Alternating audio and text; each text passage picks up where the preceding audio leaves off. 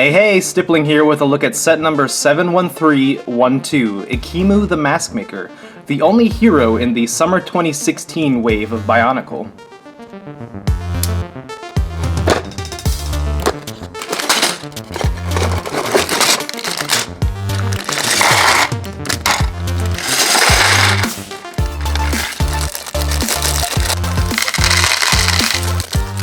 Before we get started, we'll just take a quick look at the instruction manual, which runs until page 34 and includes some other materials, including some information regarding the summer 2016 wave, a combiner model, and that's all. There isn't all that much new here, so we'll take a look at what we do have to look at, and then we'll get quickly started with the build. As with all of these sets, the brain stock used on the heads is the 2015 brain stock. With the longer length attached, and this one is in neon greenish yellow. We got one of these that we saw in the old Bionicle line. Haven't seen one of these in the new series yet. That's pretty cool. This set includes a whopping 9 of these trans blue armor shells in size 4. So if you ever needed any of those, you now have 9 of them. Once again, we have the Cinderella wheel as the decoration piece on the shield. This set includes one of these new crystalline armor attachment pieces. They attach just like any other armor piece in the CCBS system, but unlike other armor pieces in the CCBS system, this has no additional armor attachment points, so the texture you see on that crystal is all you get. Ekimu's gone up a shoe size. Ekimu has this fantastically printed trans blue armor piece with printing of a ton of symbols on it. That print is a gold printing on it with some other colors in it. It looks as though there's a little bit of a scratch on mine, if you can see that. It has what appears to be all the Nuva symbols spanning both sides. They're kind of reflected on one each other, so I guess every other one would be inverted of the original, and then a new symbol here, which I can only assume is Ekimu's equivalent of a Nuva symbol. The first of 2 masks is Ekimu's official mask, the Mask of Creation, and what's known as the powered up version of it, which is essentially an identical molding to the 2015 version, but it's in trans light blue instead. This just looks phenomenal, almost like candy. Can't help but want to eat it. The second mask to appear in this set is Umarex Mask of Shadows, which in this version is either a corrupted or a depleted version of the mask. Unlike what I thought I saw in the official images, this isn't actually molded in black. It's a gunmetal gray molded into a trans neon orange, and it looks good. Now that we've briefly outlined all the parts in this set, let's get started with the build. Starting off, this is the basic skeletal frame of Ekimu, and this will be the core of the body to which everything else is attached. Working on building the gearbox, there's this interesting step I wanted to show, where you actually have to use a socket piece as a reinforcer for the build. You place it here on the secondary ball joint, and then you place a axle pin through there, and then this connects the whole thing to this. I wonder why they opted to do that, and why they'd opted to do it with an asymmetrical build. And the gearbox attaches to the main assembly like so. It's interesting to see that they went away from the yellow gear on this end piece to signify an action features.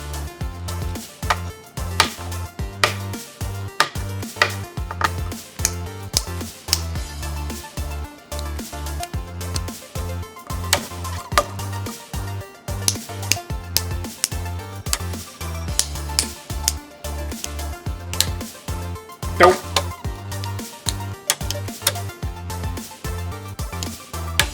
Red pill or blue pill?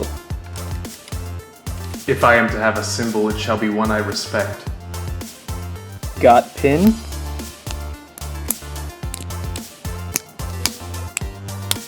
Give me that. Take this. Okay.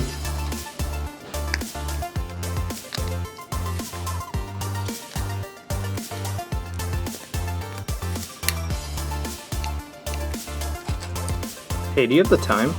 So there's the big blue guy all built up, and boy, he's a lot taller than he used to be, huh? When I first saw the preliminary images of this guy, my opinions were mixed on him. I liked a lot of his color scheme, including the trans blue mask and other trans blue elements, but I just felt as though the overall color scheme was kind of mishmashed. A lot of the gold appeared at the extremities of the figure, and the entire center looked almost hollow because of how clear his internal construction is. That being said, now that I've seen this figure and under the studio lights, he just glows very vibrantly, and he looks paladin-esque, very ethereal and heroic, and just kind of the embodiment of pure goodness, or so we think. The build for Ekimu went together seamlessly and simply. It was really CCBS at its basic core, snapping together armor joints at every turn, and nothing really abstract. We'll kick things off with that mask and how it looks on the overall figure, and I think it just looks perfect. The trans neon greenish yellow in the background just really makes the whole thing look like it's glowing, and despite the difference in color between that and the gold, they kind of look similar when they're masked behind that blue. As with pretty much every set in the Bionicle reboot series, he has a mask pop-off function where you hit the brain stalk in the back, and the mask flies off. While we're looking at Ekimu the Mask list, let's take a look at the secondary mask that comes with this figure, and how it looks on Ekimu. This depleted Mask of Shadows just looks strange on him. It makes no sense to put it on this figure, and I do not think that the designers intended to have it on Ekimu. They just merely offered it up as a bonus for purchasing the set. Ekimu is the master of gearing, having both a upper gear and a lower gear. This upper gear covers his right arm only, just like the 2015 set, where you can turn the upper arm and the axe comes up and down. Now in the build I mentioned that I didn't quite understand why this socket piece was added in, and as it turns out, it's used as some sort of secondary friction to keep the arm from flailing too much. The ball joint attached to it has a lot of friction when it tries to turn along that axis. The only downside to using that as opposed to standard gears is there's this squeaking noise that occurs when you use it. Now, if you want to do more than just swing his arm up and down, you can also turn this gear back and forth on his bottom, which allows him to spin his waist back and forth. So he can turn to attack and then turn back to block. One might be curious how these actions function together as opposed to in isolation from one another. It's weird. See, I broke it trying to do it. I would imagine they're intended to be used separately. In his right hand, Ekimu holds the Crystal Hammer, which is essentially an upgraded version of his previous hammer. On the wrist of his left hand, Ekimu has the Crystal Saw Shield. This Crystal Saw Shield looks very similar to Ekimu's shield in the previous iteration, though instead of a silver saw, it is now a trans blue saw. In addition, the means of attachment for Ekimu's saw shield is a little different. Rather than equipping it in his hand, it is now equipped on his wrist guard. This allows for some interesting poses, as it's using two Exoforce hands as the joints for the shield. It can go up and down in this motion.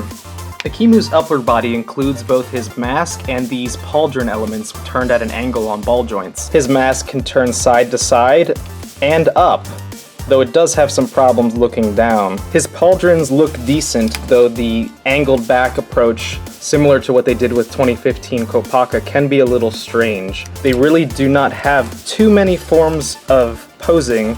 This would personally be my favorite, though they do show the official set more like this to allow for the action feature to function. These pauldrons do get in the way of the arms, especially when you're trying to use the gearing mechanisms. It's better off having them really high up so that they are freely rotating. Taking another look at Ekimu's chest printing, you can appreciate all the intricacies that went into this decal application. It really shows that Ekimu is the glue that holds all these Toa together. Ekimu's arms are built up asymmetrically, with one arm using a upper limb swivel joint, while the other arm uses two identical trans blue bone pieces.